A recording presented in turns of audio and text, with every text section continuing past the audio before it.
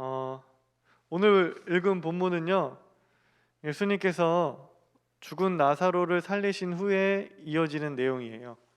바로 앞 내용이 죽은 나사로를 살린 이야기입니다.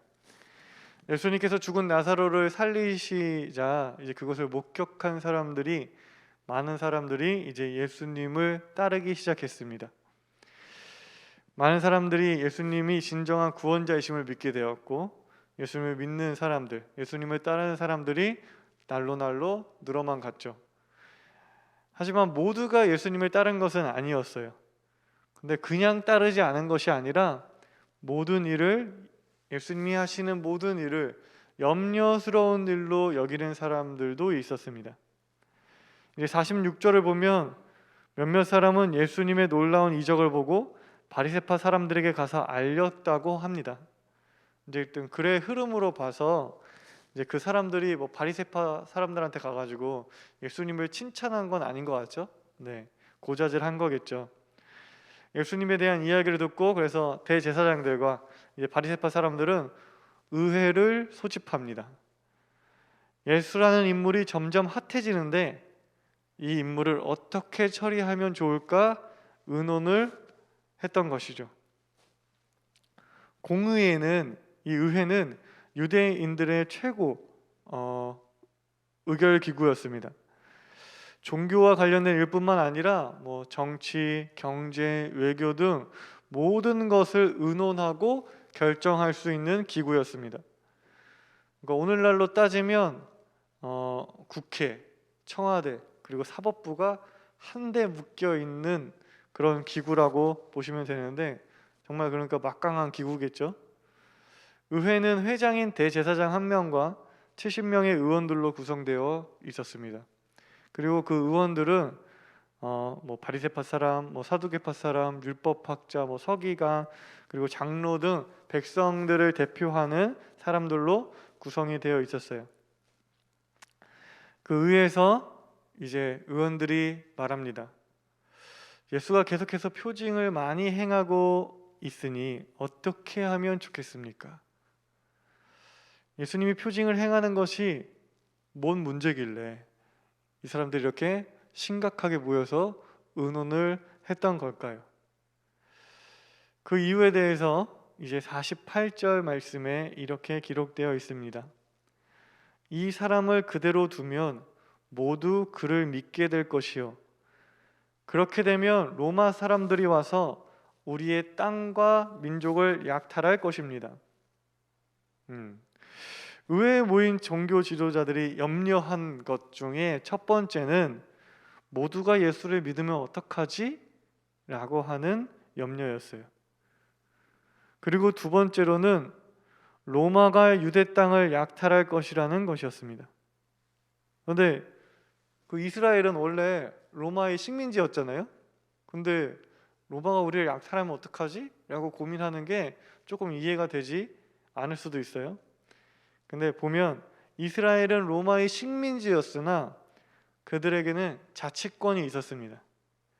그래서 로마는 유대인들의 종교를 인정해줬고 공의회와 같은 의결 기구도 유지시켜 줬던 것입니다.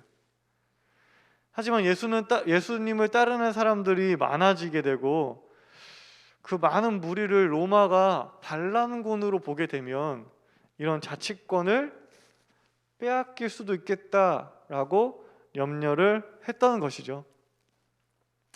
근데 사실 이유는 그럴듯한데 이들의 속내를 들여다보면 이 사람들한테 중요한 것은 어떤 민족의 안위나 하나님 신앙이 아니었음을 알 수 있습니다. 그들에게 중요한 것은 자신들이 갖고 있는 부와 권력을 유지하는 것이었습니다.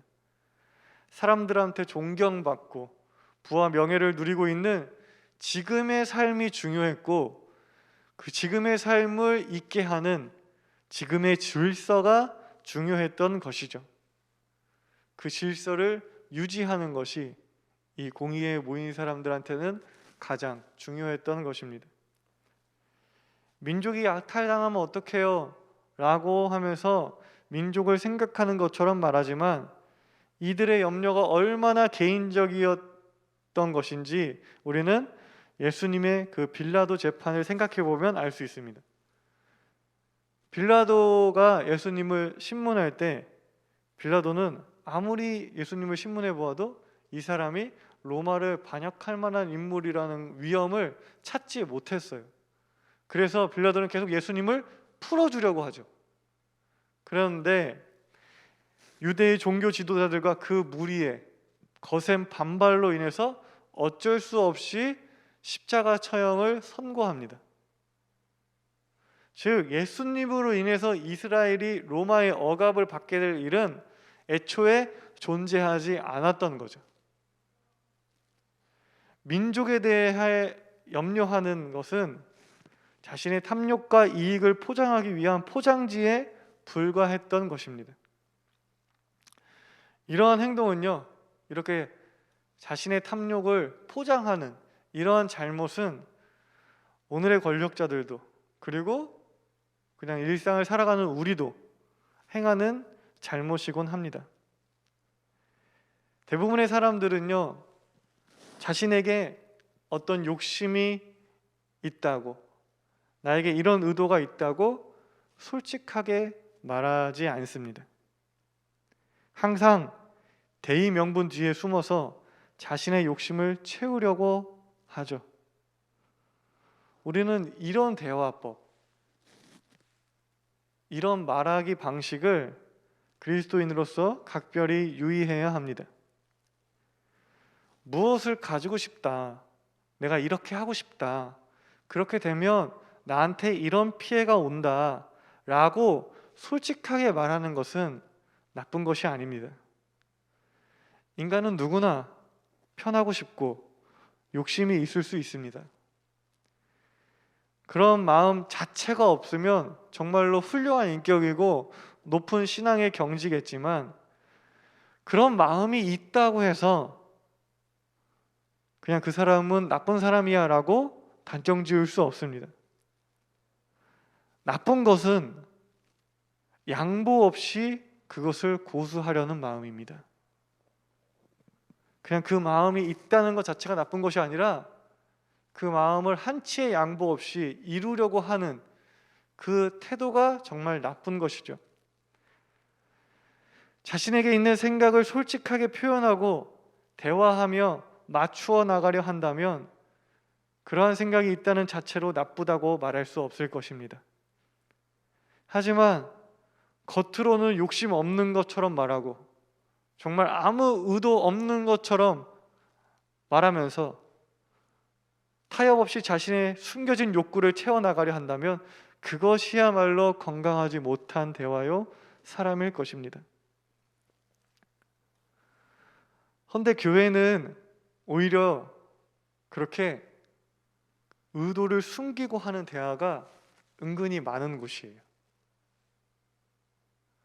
이기심이나 미움, 게으름, 나태함이 신앙적 덕목이 아니라는 것을 우리 다들 알고 있잖아요. 교회를 다니는 사람들은 그것이 부끄러운 것이라고 다들 생각해요. 그러니까 그러한 내면의 마음을 숨기고 자신의 의견과 의도를 항상 은혜롭게 포장하려고 하는 경향이 있습니다. 그냥 내가 귀찮은 건데, 그냥 내 스타일이 아닌 건데 하나님의 뜻이네 뭐네 하면서 자신의 의도를 숨기고 대화할 때가 많아요. 교회 안에서는요. 그러다 어떤 경우는 하나님의 뜻과 하나님의 뜻이 충돌하여서 양보 없는 싸움이 되는 경우도 있습니다. 이 사람도 하나님의 뜻이라고 하고 이 사람도 하나님의 뜻이라고 해요. 사람의 뜻은 양보할 수 있는 것이지만 하나님의 뜻은 양보할 수 없는 것이잖아요.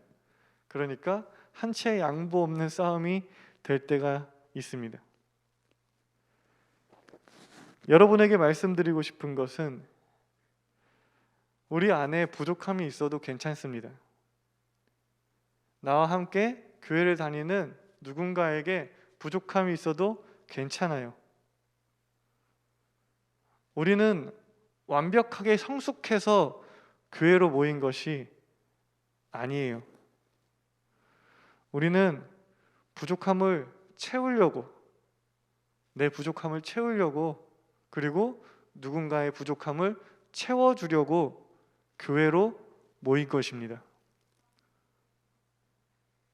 그러니 여러분들 뭐 모태신앙이고 교회 오래 다녔고 뭐 교회 열심히 다닌다고 해서 굳이 여러분의 부족함을 숨기려 하지 않아도 괜찮습니다.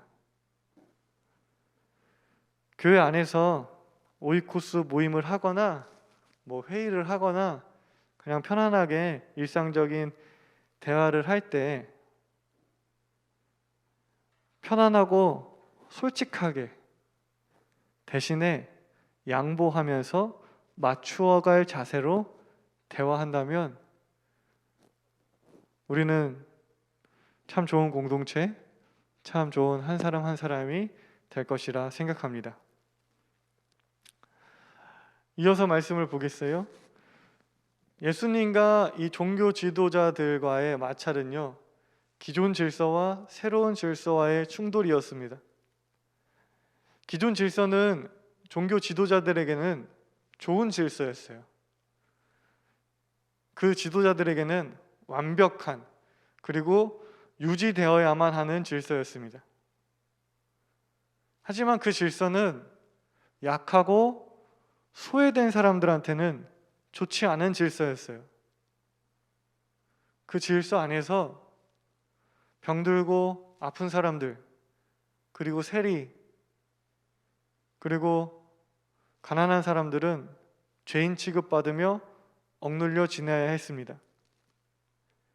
때문에 예수님은 그들을 해방시키고 자유롭게 할 수 있는 하나님 나라라는 새로운 질서를 이 땅에 보여주셨고 그것을 직접 살아내셨습니다. 모든 생명이 생명답게, 사람은 사람답게, 나무는 나무답게, 새들은 새답게 살 수 있는 평화와 사랑의 질서를 보여주셨습니다. 하지만 그 질서는 과거의 질서가 해체되어야만 가능했기에 종교 지도자들과 예수님의 충돌은 불가피했던 것이죠. 공의회 의원들이 예수에 대하여 어떻게 하면 좋을지 막 고민하고 있을 때 의회 의장인 이 대제사장이 딱 멋있게 리더십을 발휘해요. 어떻게 하면 좋지? 예수 그 인간 어떻게 하면 좋지? 고민하고 있는데 대제사장이 리더십을 발휘합니다. 뭐 일부러인지 몰라서인지는 알 수 없지만 하여튼 아무도 꺼내지 않았던 의견을 되게 멋있게 꺼내요. 무슨 의견이에요? 예수를 죽이자는 의견이었습니다. 근데 참 사람 죽이자는 말도 이렇게 멋있게 해. 대제사장인 가야바는 이렇게 말하죠. 한 사람이 백성을 위하여 죽어서 민족 전체가 망하지 않는 것이 당신들에게 유익하다는 것을 생각하지 못하고 있어. 한 사람을 죽여서 민족을 살리자는 논리예요. 사실 까놓고 얘기하면 사람 죽이자는 말인데 참 멋있게 얘기하죠. 어쩜 이렇게 말을 잘하고 포장을 잘하는지 놀라울 뿐입니다. 그런데 이 대제사장의 논리가 우리에게 어떤 친숙한 느낌이 들어요. 한 사람을 통해서 여러 사람이 살아나는 이 논리, 어디서 많이 들어본 논리죠. 네, 대속하신 예수님의 십자가 희생과 비슷합니다. 예수님 한 분의 희생을 통해서 우리 모두는 새 생명을 얻었잖아요. 대제사장의 의도와 예수님의 희생은 결국 겉으로 보이는 결과물은 같아 보입니다. 근데 그 결과물이 같다고 해서 이 대제사장의 의견이 옳다고 볼 수 있을까요? 그렇지 않죠. 그럼 그 이유는 뭘까요? 그것은 희생하는 것과 희생시키는 것의 차이죠. 희생하는 것은 사랑이고 희생시키는 것은 폭력입니다. 결과는 똑같을지 몰라도 하나는 사랑이고 하나는 폭력입니다. 겉으로 보이는 결과는 같을지라도 그것은 정말 하늘과 땅의 차이죠. 예수님은 우리에게 자신을 내어주셨어요. 그것은 철저하게 예수님의 자발적 사랑이었습니다. 하지만 대제사장은 아무리 좋은 말로 포장하고 있지만 그것은 결국 폭력이고 살인인 것입니다. 민족을 사랑하기 때문이라고 말하지만 그것은 결코 사랑이 될 수 없습니다. 사랑은 자신을 내어주지 누군가를 희생시키지는 않습니다. 누가복음 15장의 잃은 양 비유 여러분 아시죠? 100마리의 양이 있는데 한 마리의 어린 양이 길을 잃었어요. 그럼 그 한 마리를 찾아 나서기 위해서 목자는 끝까지 찾아다녀요. 바로 그런 사랑이 하나님의 사랑이고 예수님의 삶이죠. 한 마리를 희생시키는 것이 아니라 마지막 한 마리까지 포기하지 않으시는 하나님이 우리들의 하나님이신 것입니다. 지난 한 주 동안 더 용기내 캠페인 진행했어요. 여러분 어떠셨어요? 더 용기내 캠페인? 나름 신경 쓰면서 하신 분도 있겠지만 또 캠페인 하고 있었지? 라는 것을 오늘 알게 된 사람들도 있겠죠. 네. 저도 나름 플라스틱과 일회용품 사용을 줄여보려고 애를 썼는데 해보신 분은 아실 거예요. 어려워요. 그죠? 쉽지 않습니다. 그거 엄청 불편해요. 저도 한 주 동안 완벽하지는 않지만 좀 해보려고 했는데 사실 용기를 들고 음식을 포장하러 간 적은 없었어요. 근데 그러지 못하니까 그냥 안 사 먹었어요. 밥을 먹고 식당에서 밥을 먹고 커피를 먹으러 가려다가 맞다 텀블러 갖고 와야 되는데 안 먹어야지 그리고 그냥 가고 배달 시켜 먹으려고 했어요. 근데 맞다 우리 일회용 안 쓰기로 했지 가서 포장해 와야지 하고 그릇 몇 개 꺼내서 이게 날려나 하다가 그냥 먹지 말지 그냥 집에서 해 먹자 했어요. 진짜 쉽지 않더라고요. 엄청 불편하다 보니까 진짜 누군가의 입에서는 이거 진짜 불가능하다라는 말이 나올 수도 있겠다 싶습니다. 그리고 또 누군가는 어쩔 수 없어 라고 말할 수도 있겠다 싶어요. 하지만 여러분 어쩔 수 없다는 말, 불가능하다는 말은 결국 누군가를 또는 무언가를 계속해서 희생시키자는 말과 같습니다. 자연에게 네가 계속 참아, 그냥 네가 계속 손해봐 라고 말하는 것과 같습니다. 자연의 문제뿐 아니에요.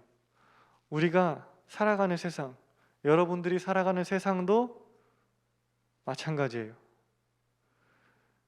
세상은 어쩔 수 없다는 말로 누군가에게 희생을 강요하곤 합니다. 여러분도 그런 폭력의 피해자가 되어 보셨던 경험이 있을 거예요. 그리고 그런 폭력이 익숙해져서 나도 알게 모르게 누군가에게 어쩔 수 없다는 이유로 희생을 강요할 때가 있습니다. 하지만 하나님 나라는 내가 희생해서 이루어지는 것이지 결코 누군가를 희생시켜서 이루어지는 것이 아님을 기억하길 바랍니다. 예수님은 이 땅의 문제를 해결하기 위해서 자신을 따르는 제자들이나 자신을 통해서 이 구원받은 사람들에게 어떠한 희생도 강요하지 않았어요. 예수님은 그저 자신이 모든 십자가를 지고 모든 것을 내어주면서 자신을 희생했습니다. 그 결과 우리 안에, 내 안에, 이 땅 안에 하나님 나라가 이루어진 것이죠. 하지만 유대의 종교 지도자들은 자신들이 희생하는 것이 아니라 한 사람을 희생시켜 자신의 평안을 이루려고 했습니다. 결국 그들은 평안을 얻지 못했죠. 우리가 사는 세상의 많은 곳에서 자기보다 약한 사람들을 희생시켜서 자신의 안위를 지키고자 하는 그런 질서와 사람들이 있습니다.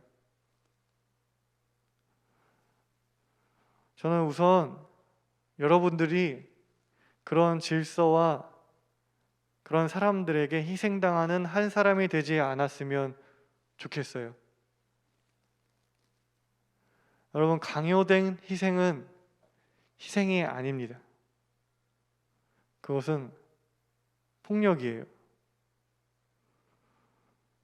그것은 여러분이 희생하고 있는 것이 아니라 어리고 경험이 없다는 이유로 폭력을 당하고 있는 것일 수 있습니다.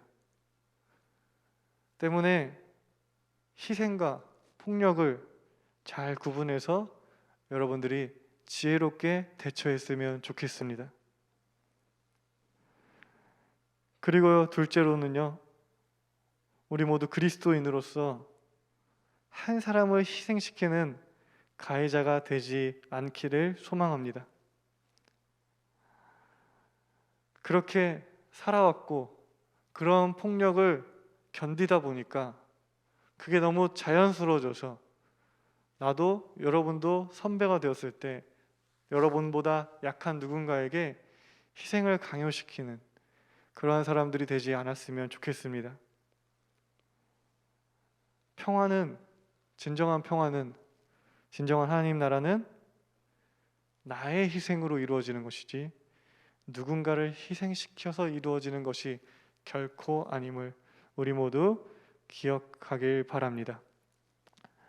나의 자발적 헌신과 사랑으로 예수님을 따라가 정말 이 땅의 하나님 나라 이루는 우리 모두가 되길 간절히 소망합니다.